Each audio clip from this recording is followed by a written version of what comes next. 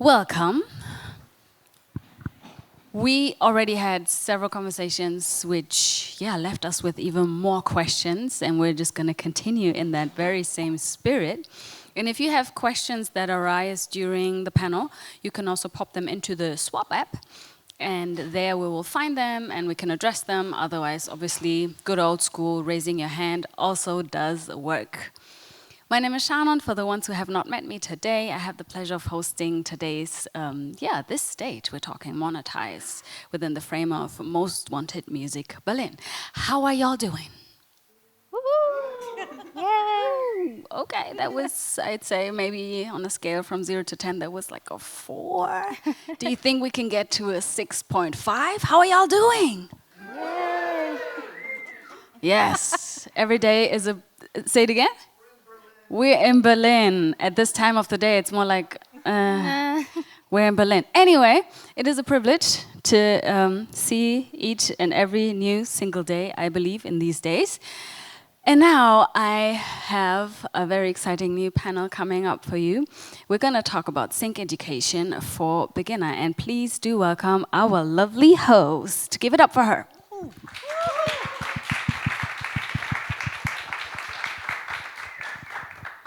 I've always asked every person hosting a panel, what can we expect in your panel? Can you already share with us? Oh my, we can expect a lot of terminology. That we're ideally going to debunk what they mean, the terminology? Hopefully, yes. All right. The stage is yours. Enjoy and enjoy, enjoy, enjoy. Thank you so much. Thank you. So welcome everybody to our Sync Education panel. My name is Tanya. I work for STEAM Music Group Sync Agency. And today, as we mentioned before, we will gonna talk about terminology that you need to know if you want to start to do something in a sync world. So this is our lovely guests. Can you please introduce yourself and mention maybe a couple projects or companies we might know you from? Hi, everybody. My name is Lena Obara. I'm a Berlin-based music supervisor for movies. I used to work for different platforms like advertising, but I decided to stick to movies. So basically, I'm working with film producers, film directors.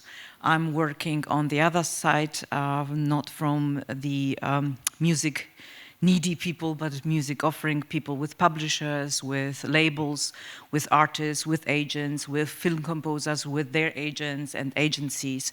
So I have on the one side the projects where I need music for, and then I have the platform where I am looking for music and clearing music and all what's come. We will probably talk about more. I'm in this business, for many years.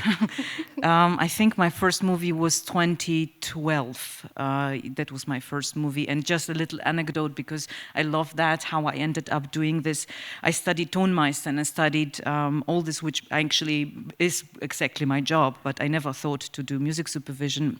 And by that time, a friend of my partner by that time, he asked me if I could support him on music for his first movie, because he was doing his final exam on first movie.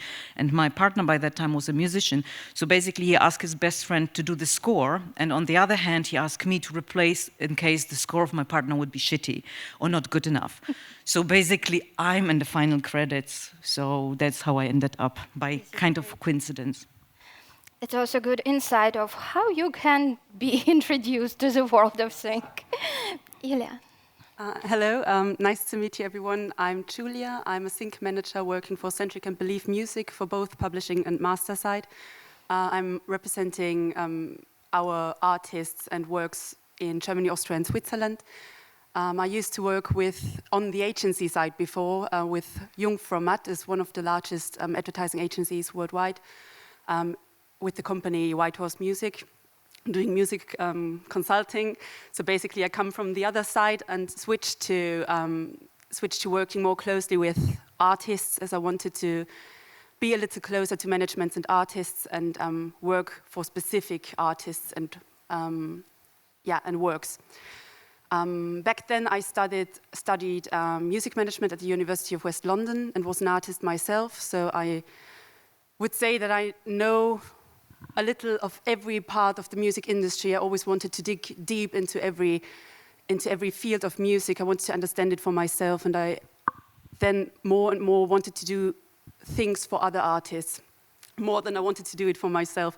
And that's why I ended up being in Sync, as I had the feeling that with Sync you really can reach a broad audience and that artists get more views, more listens, and are going to be seen more likely. And that's why I'm here today. Great. Let's do a little round of applause to our guests. Yay. Good.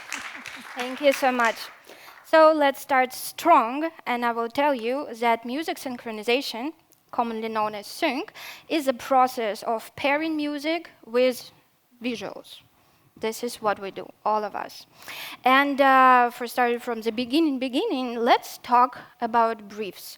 How it works, what is this? This is the beginning of the project, right?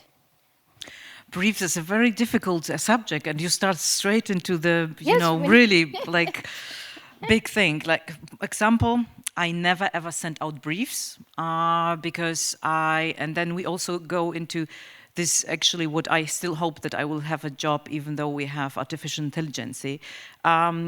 My job as a music supervisor is actually approaching someone like you, Tanya, approaching someone like you, who I know exactly. Let's make example. When I say to my American colleagues, I need some dreamy mainstream pop. They would send me something what I would never consider as a dreamy mainstream pop, because we have a different approach or different idea what it is. And even though we have to tag and do genre-wise, the genre is very fluent. And when I tell, so, for example, emotional music, maybe emotional is different for me than for you. So basically I do not send out briefs literally only to people I know, that when I write down, I want emotional, creative music in this and explain it in words, which is also very difficult. I know exactly, when I send it to you, you know what I need. Just a quick example, I worked on, or I'm still working on this movie, and the director is exactly my age. We have the same kind of background. So when he tells me, I need a song for this club scene, which is guilty pleasure, I know exactly what he means. So I don't, for you maybe it's different, for you maybe it's different. So my relationships when it comes to briefs is based on relationship and trust. I do not send out randomly briefs because, as you know, maybe I get so much music that it would be even much more work for me to go through the briefs and decide like this is what I'm looking for, than deciding from my own like, okay, this is what I need. So briefs, yeah, very, very good and very difficult thing. So it's like, in general, there is a short description of the project, right? And I wanted to ask you, Julia, as your past in advertising, they have very detailed briefs, right? It's very common. It's like Absolutely 3 pages. What is in there? To start at the very base, they literally send you. The best case is if they send you a reference track, and then additionally they send you like keywords that should be included in the lyrics, for example, then keywords for the feeling the song should survey, then a very specific description of what the song should do and should support.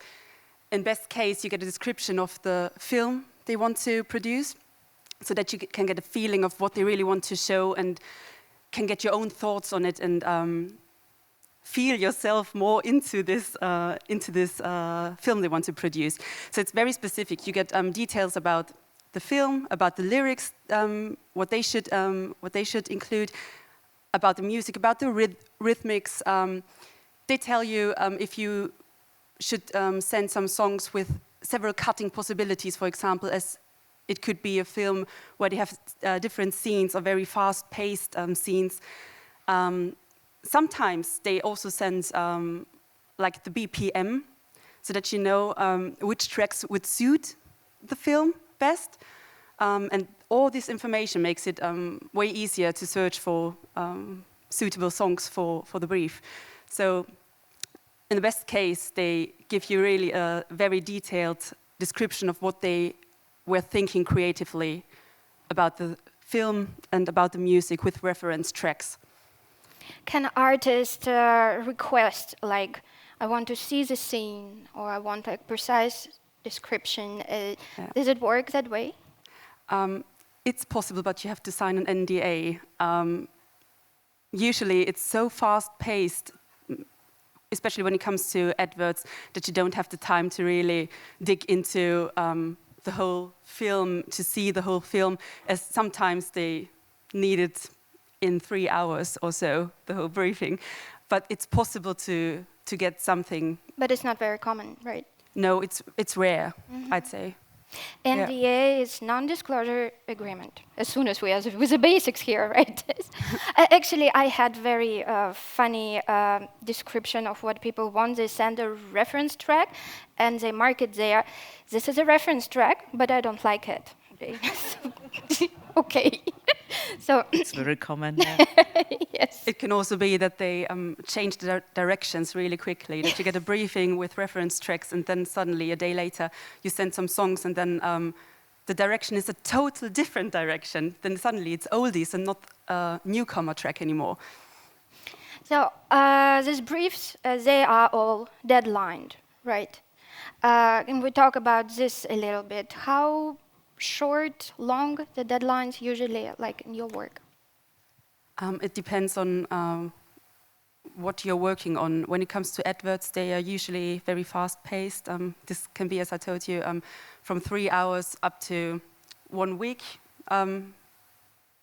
This is your time where you are able to search music and send it over to the client. But when it comes to films, for example, you can also have like 3 months to find good music. 2 years sometimes. Yeah, 2 years sometimes. You have 2 years sometimes? Yes, sometimes, because when it comes to movies, you know, often you are, the procedure of developing is very, mostly of the time long, because you have to get some fundings. So basically, sometimes when you get a funding, this movie was already in development like 5 years ago, but because the budget was not enough, so they waited for another funding. So sometimes when you're involved in movie, it could happen that it disappears for a while and then it comes up. So and even though the last example, I worked on a German production company, but after, actually it was also because of funding, then the American company came in. So there was a co-production sitting on this, and then suddenly everything had to change. So basically my work was for almost 2 years. Like the first year was from the German perspective, and then because the American came in, we had to change the music. So when you work as a music supervisor, make sure that you also put in your agreement not just like the amount of songs or whatever, but also the timetable, like after 6 months, I need to get paid newly. Also for you as an artist, when we are talking about especially series, make sure that, for example, the series, that you have the timing, because you might be still developing the score for the episode number 2, but the episode number 2 is sitting in, and then you have to change episode 1 because you have the review, and normally you have, I don't know how often it is in advertising, but sometimes you said like 2 changes is in my agreement. But then write it down, because it's very difficult. You could come into really slippery slope when you have episode 6 running, but you are still correcting the episode 1 because the production company did not like it. From my side as a sync agent, I want to say that my deadline's extremely short. All the time, it is from 2 hours to maybe 12 hours. And I also been asking music supervisors, like, why are you doing it? It's such a short notice. And also when the project is very big, what they told me, that they try to narrow down the amount of music that could be sent, because they should be able to listen everything. And this might be one of the reasons you should be prepared, that sometimes your sync agent or your publisher will call you and say now or never, and it is now or never. It's not a joke, not a drill, guys. So yeah, thank you. Let's talk about a very, very important key thing in sync is metadata.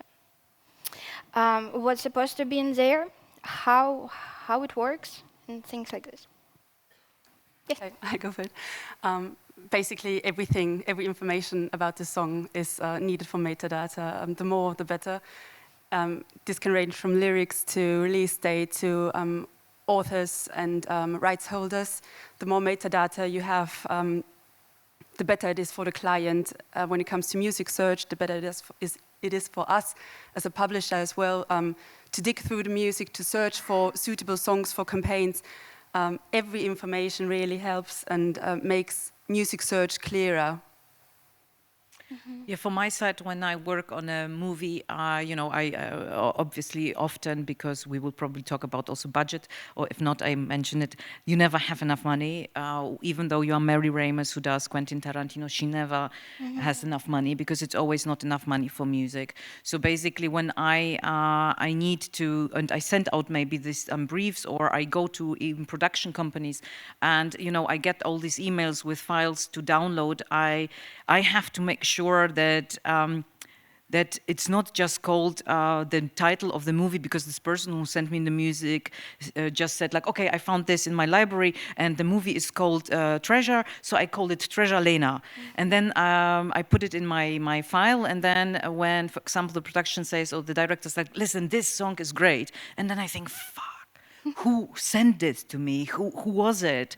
Then I have to go through thousands of emails of music who has been sent to me, and I wonder who sent me this, because I need to know who was the owner, who has the copyright, who to ask. So basically, most important for me, it's not the title of the song, but for example, like artist, copyright belongs to publishing this and this, master right belongs to this and this. So this is already something where I can, or when you are represented by a sync agent, this is a sync agency. So as many keywords I can, when I'm desperate and I don't know it anymore where the music came from, I can search for, or even I can Google it. And it's like, oh, okay, wait a second, there was spam working for this agency. So that's... It makes the whole work faster. Yeah. This is great, yeah. Painful topic for me. One stop. It's a lot of misconception around it, even, like from country to country. But in general, it is one term. It's just for some reason, some of the companies perceived it wrong. Let's talk about this. What is one stop? One stop for me is when you hold the master and the copyrights and represent both sides. So clearing is easier as you are the person who can speak to both sides directly. You don't have to approach two sides. This makes the whole clearing process easier, faster. And this is one stop. Sometimes, if you are master owner, and you know who is a publisher, this is not one stop, And if you just know this, well, you're supposed to represent them. One stop, it means a production company will deal with one company, with one person to whom you license both sides. They can talk for both sides. If you just know who is it, you can give the contact and blah, blah, blah. This is easy, clear. It's not one stop.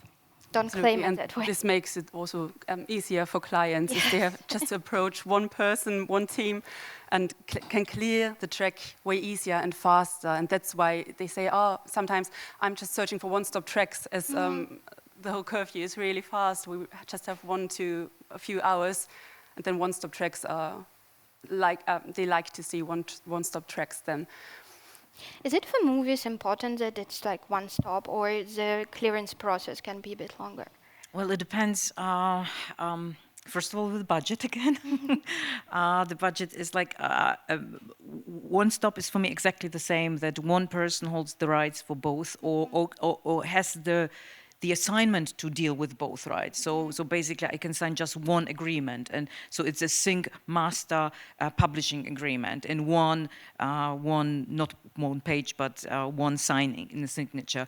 In movies, I do work with this when, for example, we have to replace something, or there is so little money that I really have to go, for example, to libraries.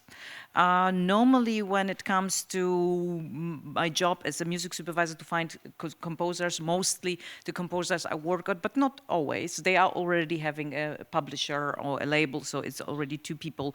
And also the songs, which I have to clear mostly is already publisher and masters. But in projects where I have less money, to be fair, because that's how it comes, then and time, it's always no time, no money. So basically then I search for help for one-stop agencies, one-stop libraries, and ask them to support me on several scenes. Yes, as soon as we mention about rights, can we just, like, I heard a little bit, we talked about this before, but we work with master rights and with publishing rights, right? Can you explain a little bit which one is? It's pretty easy. It's like master rights represent the production, the rights of the production, usually held by the labels or the artists themselves. Then we have the publishing rights, also known as copyrights. These are the rights the authors, like the songwriters, hold. And usually you have you should have a publisher that represents your rights there. Yeah. What is a key role of publisher in general in the sync process? A publisher has a crucial role in the sync process when it comes to making sure that the artists get paid accordingly, that they get a fair fee for the usage of their tracks, and that they have an overview and a good feeling of how the market works at the moment, how the fees should look like. They set up the contracts, they negotiate for you, they make sure they get your approval, they work closely with you, and they make sure to represent your rights properly, so that you're really compensated in a fair way. Thank you. I just wanted to mention to the publishing and master rights, because for us, because we're sitting in this business, it's really easy and clear and whatever, but it is sometimes not. Because, okay, basically, publishing rights is according to your idea in your head. So you already have the intellectual property in your head, even though it's not out there. You can just sing it or whatever, and that's already your property. And only as soon as you put it on something where you can replay it, then you have the master rights. But which is also interesting, just an example from my music supervision life, like when I am invited for writing camps. And this is also something what you as a composer or manager or whoever should go in and clear it from the beginning. Because basically, yes, publishing rights, when you have several composers and artists sitting in a booth or a beautiful place or whatever it is and compose stuff, then let's say you have a group of 3 people, it should be divided by a third. But then who keeps the master rights? So because, for example, sometimes it's like, like say German Initiative for Musik is sponsoring you to go to Netherlands and participate with the Netherlandish composers. Make sure that you know who has the master rights, because, for example, when I am going to a sync camp and I give you a brief and I tell you this is what I need for my scene, I assume I am the label, I'm acting as a label, and I keep the master rights. Because basically the Finnish government does not want the master rights, the studio which is there also does not wants the master rights. But with master rights in this particular case, make sure that you know from beginning on where the rights and how splitted they will be, so there is no surprise afterwards, because then suddenly I think like, you know what, I want to use this music, and then no one knows whether who holds which rights. I absolutely agree. And also when it comes to publishing rights, as an artist or especially as a band, or if several people are working on one piece, always make sure to clear before you go the money. Yeah, before you get the money, who holds how much of a percentage. Because afterwards, when it comes to sync, when it comes to you signing at the publisher, it's most likely that then you have discussions with your mates or with your colleagues you were working on the track with. So make sure to make this clear before you go out with your music. And it's funny because let's say when you have 3 people, it's like 33, 3.4 or 3, 3, 3, 3. This $0.001 could make a big difference when it comes to, I don't know, a big advertising. It could be like, you know, a lot of money. So even at the beginning, you think, yeah, that's 3, 4, whatever. No, not whatever. It could be really a lot of money. And don't think, oh, we are friends, we are writing this piece together. No, when it comes to money, nobody's friends anymore. So please make sure to be very properly with your rights. Actually, also when you pitch your song and, for example, you split on a bad terms with someone, also remember that this is not one stop. If you know that someone is, it's like an asshole factor, you know, sometimes you just can't work and you need to think about it. You need to make it up, guys, because otherwise your music will not end up in a project. And you should tell it to us before.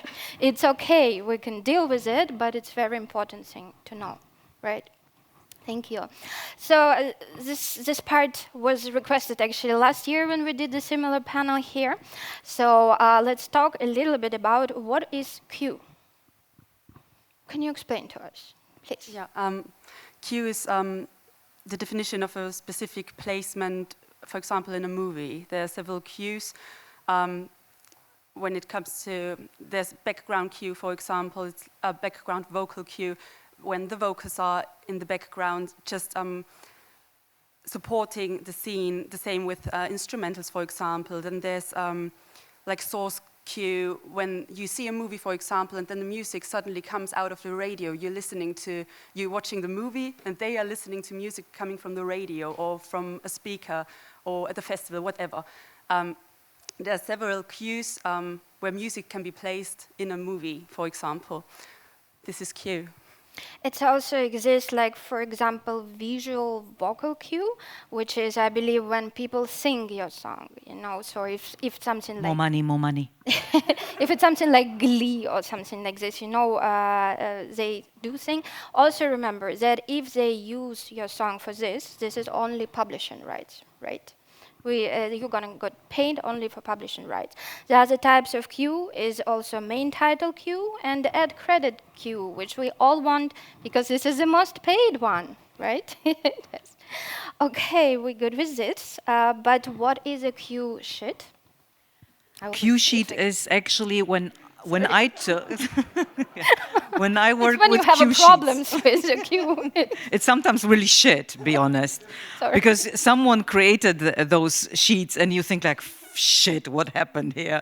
Because it's like, normally when I have a proper good one, I have the timing when the scene is starting, the time of when the scene is ending, the duration, the title, the scene, the publisher, the master, what else did I forget something? Then contact person. So basically you have everything in there. What I always say to even very well composers when they start on working on score, and in this cue sheet you have, for example, something what is so-called score, so or bespoke for advertising. This is music which has been produced for this specific project. So then you have a licensed music. So I want to have gold play, so I have to go to Universal for this rights, and I think Universal for the others also. So you have these, and then you have replacement songs. Then you have, for example, songs which has been created for me at the Synchcam. So you have several different, or then production music. So you have several kind of music in this cue sheet, which is, for example, for me important, especially when, or not especially, actually only, when I ask to score music or do bespoke, when you start to compose this music and you call it, for example, because in this scene there is, guy takes a hat off, and then they call it head off.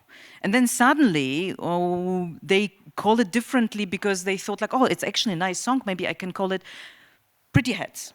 Don't do that. Please stick to the title, or maybe because you would not be, I mean, for example, as when I was still working in advertising,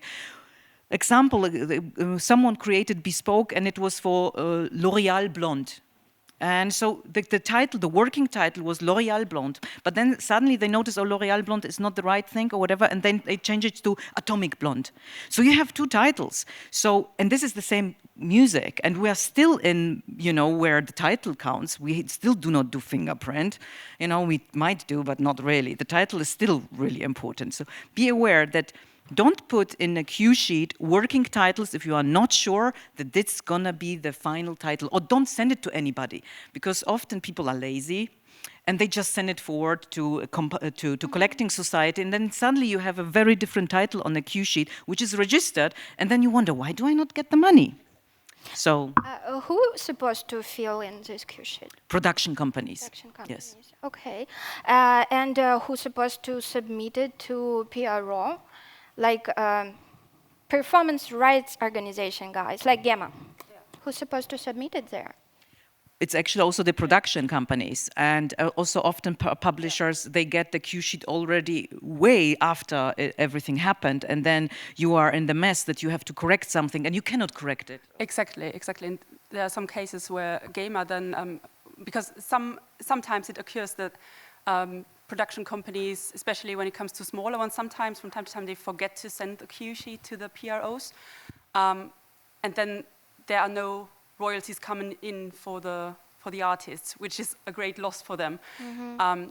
And then it occurs that GEMA comes to us as a publisher and says, we have here a work that has been licensed for a film, but there's no cue sheet to it, and then we have to do the work and have to look after, okay, what happened there, and it just makes more work. So we as a publisher have to really see and have a look that cue sheets are submitted to the PROs properly, so that also the artists get their royalties.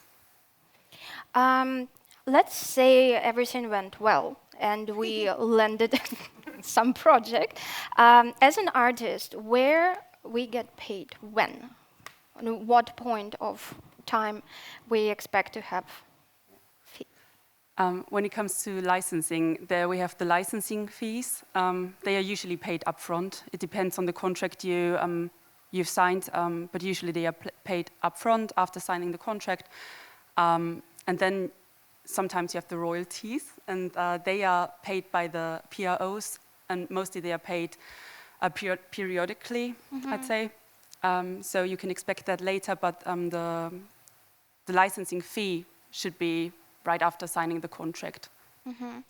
With score, it's also different. Sometimes you can also ask for like advance money, because, for example, you have to, or you have to, you need money. You are spending time, and so advance is also something which is not so.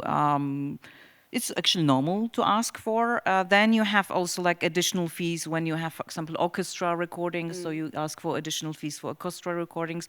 And so basically the money for which is, because again, we are talking about sync fees which are not going just through the collecting society. Then normally you would be paid after the contract is done, or whatever it says in the contract. Exactly. Could be different. And again, the royalties, like for example, in Germany, when your movie goes into cinemas, I think cinemas are paid once a year.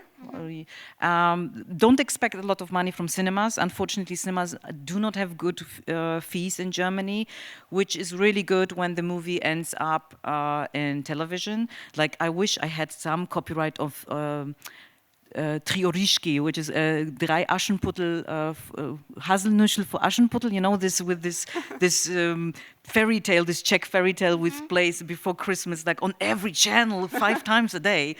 This, I wish I could have like a little single %, so I would just retire. I'd love to have some too. So, we work a lot with the US market. It might be a little bit different in there because we got paid after the episode, for example, got aired. If it never aired, you never got paid. We still have, like right now, we have several projects that just got shelved. Everything is signed, everything is confirmed, but the studio decides that they want to postpone it. So until the moment, they will not renew it. So you're not getting like automatically paid for this. You get paid if the project basically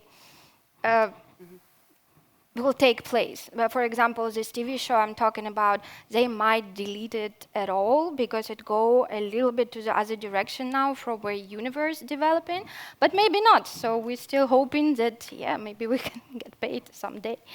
You know. Also, sorry. Also, demo fees. I just want to say, like, especially when you work on also movies and advertising, like, dare to ask for demo fees, because sometimes, you know, you sit the entire night because it's advertising, and you are sitting in a studio and you are creating this music, and then you pitch it, and then it does not end up in the pitch, which often comes because there are so many people. But you know, I always say, like, don't dare to ask for demo fee, because, you know, it's your job and you spend time on that. Yeah, and time should be worth something. The same is, I wanted to add something to upfront fees when it comes to bespoke work in sync. Always make sure to get an upfront fee for your work, because, for example, if you license some or want to do bespoke work for any streaming company or any movie, whatever, it always can happen that the scene gets cut off, and or that they change direction quickly, and then you created a whole song, or I don't know, 30 seconds for a specific scene, and don't get paid for that, and that can be avoided by getting an upfront fee so that you be compensated for your time. Yeah. Yeah, that's a good point. You know, sometimes in briefs, very often, you have this term there in the end, all in, next to the price. What does it mean? All in general? Well, in means for me, well, actually, now it's tricky because we have several.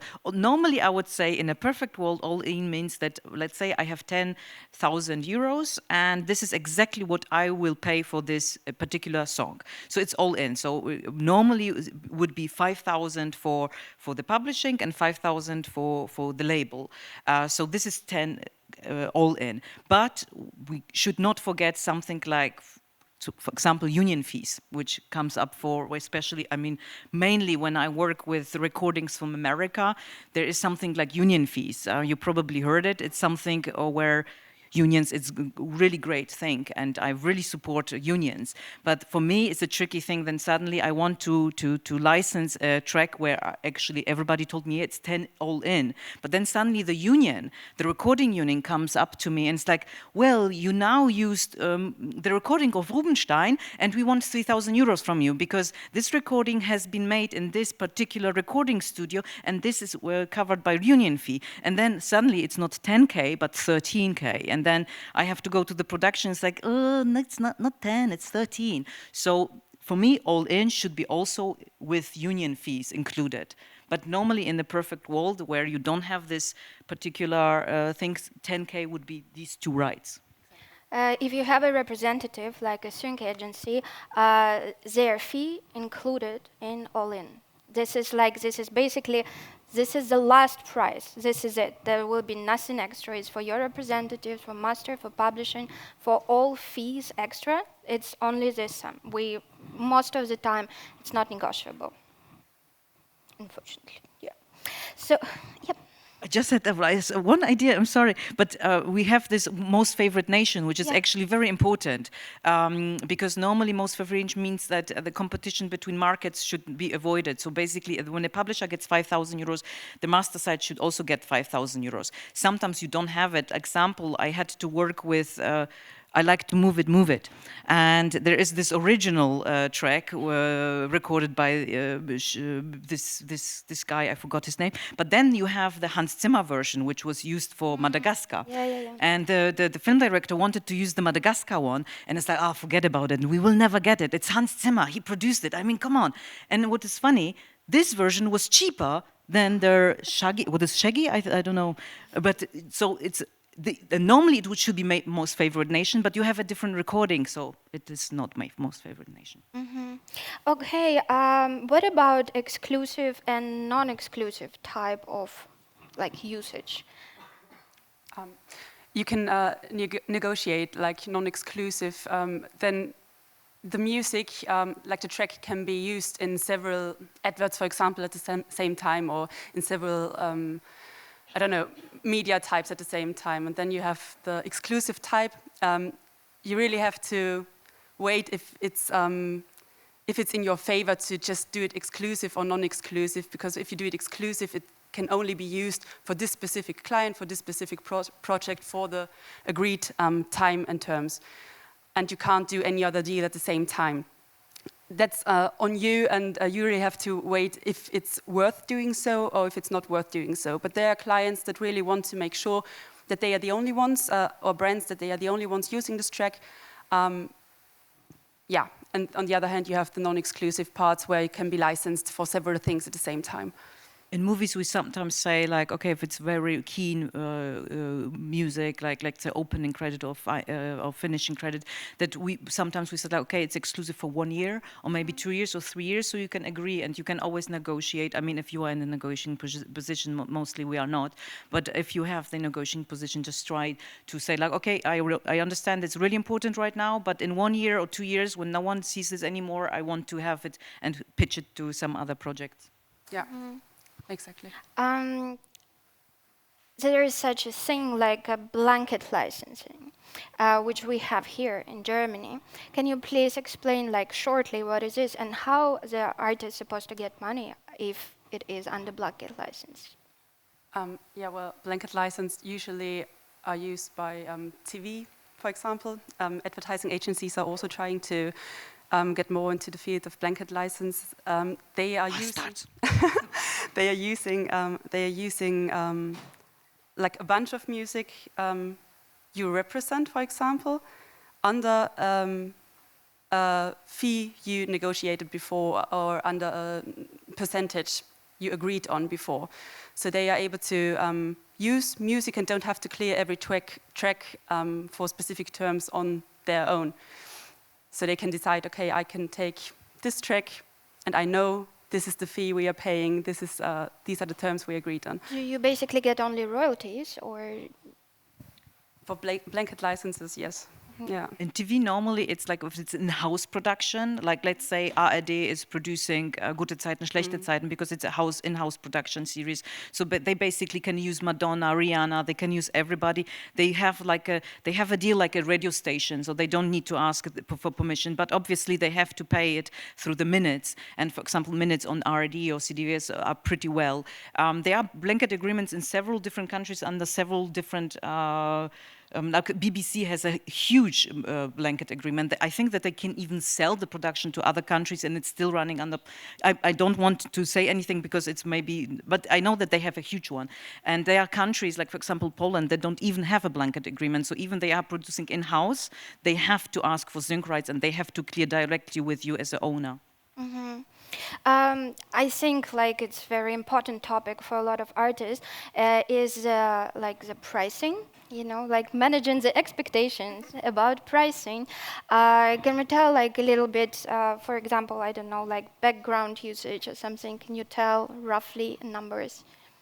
Maybe it's, first of all, I always tend to tell artists and managements that it's the best description for a sync deal is that it's sometimes like winning the lottery, because there's so many musicians out there, there's so much music out there, so many people pitching music, that getting a sync deal is, it sometimes it feels like winning the lottery, getting a sync deal done. But if you get a sync deal done, there are differences between a sync deal when it comes to streaming services, to films, to advertising. And the main thing you should know here is that advertising pays the most when it comes to the fees. Then you have like the streaming services and the films. There it depends on the production budget. But yeah, when it comes to advertisements, it really depends on the terms. It's not always the same, so you can't tell any general thing. But at least you can, you should speak about 15,000 up to 50,000, up to no limits. Really, that's advertising. And when it comes to movies, speaking about 3,000 to 15,000 roundabout, but also depending. Start from 500. Yeah. Because this is very, very common thing and a very big misconception with a lot of young artists. Even, you know, like we work with Disney. Disney pays 2,000 to 5,000 all in dollars for background usage, and everything you see, like for example TV, every big Marvel project done, they don't pay more for indie artists. Obviously, when it's like Taylor Swift and there she got her 100,000, but not us guys. And yeah, you should just remember about this. I just want to say that we have this working group from Deutsche Unabhängige Musikverband. So it's like the Association of Independent Music Publishers. And there is a working group with several people who are running a licensing department where they create like a list. So basically there is like a list where you can say, okay, this is approximately what I could expect. So it's not just like out of blue.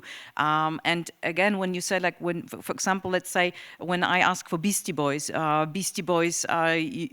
probably because they never did a thing, they never agreed on anything, so you have no idea how much they could ask. So then it's like, ooh, okay, we ask for 2 million, or but there is a list, and if you're interested, I'm not sure if it's open to everybody or you have to be a member, not sure, but there is a list where you can Google or find out what the fee might be, like Netflix or Disney production for this and this. There are people working on this, in these groups. Yeah, it's always good to have references and to see where it's already been licensed before, for which terms. Is it nearly the same what we're trying to license right now? And then you have a roundabout feeling of what you can expect and what you can offer the clients, for example. So it always depends on how famous a track is, how often the artists tend to license their work. Some of them nearly never license something because they don't want to, or just being very specific with their works. Yeah, it depends on very, very many things. It's Please don't crazy. agree to license anything for free. Yeah. Even if this is your best friend, please do the contract. Please, this is your work. This is your money. This is how you live, and you should remember this: that your work has value. And even if it's 50 euro, which is horrible, it's still money. Please remember. And I think it's even not possible, even though we agree, like, okay, I want to use you, when I signed agreement, because I have to sign agreements, we have to agree at least on €1, because when we don't do that, then it's not, it's out of a legal space. So don't do the €1 deal with me. And there are also people out there trying to tell you, but you gain reach through the project, you should do it for free. It brings some value to your project. Don't listen. Don't listen. Your music is worth quite a lot. Never forget that. Yes. Okay, we are out of time completely, but maybe you have some short advice for people who just want to start to do something sync-wise. In movie business, I always tell people, if you are new and you have no references, you have no movies or scores you worked on, approach people like short movies. I always said like short movies, it's a very, it's a very quick and not quick, but, people who are starting the short movies, they also look for music. Pair with people who also start in this business, because these are very fruitful relationship. Like I always said to students who are studying music, please go to the Fachhochschule who does the direction or production, pair with them, and again, short movies, I always think it's a good start, because it's a kind of determines the project, but there's still money, so make contacts, approach people who are also starting this business, and that's Great my advice. Yeah. And I suggest you to, if you're signed with a publisher, which I hope you are, and if you're signed with a label, if you're signed to a distribution deal, whatever, go and ask the ones who are responsible for you if sync rights are in your contracts, if they can be added as an addendum afterwards, if there are people in the company doing sync, and talk to them, speak to them, talk about your music, show them your music, and talk about syncability, talk about if there are chances to get your music into sync. This is very, very important. Even in any contract, there can be sync rights, even if it's non-exclusive. Make sure to check that and speak to your people there in your companies, or reach out to publishers if you don't have any yet. Great, thank you so much. It was very, very valuable, I hope, right? Little round of applause to our guests. And thank you for coming, and good luck in the sync world. Yeah. Thank you. Thank you.